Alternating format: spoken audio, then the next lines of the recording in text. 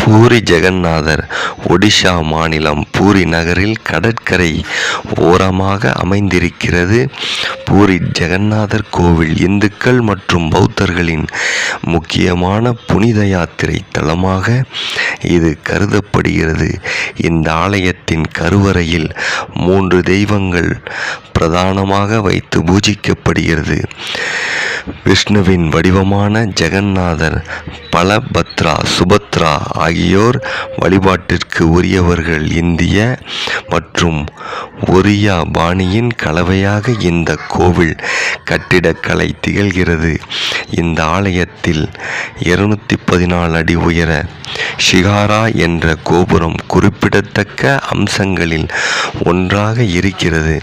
இந்த கோவிலில் உள்ள 3 தெய்வங்களும் மரத்தால் ஆனவை. 12 ஆண்டுகளுக்கு ஒரு முறை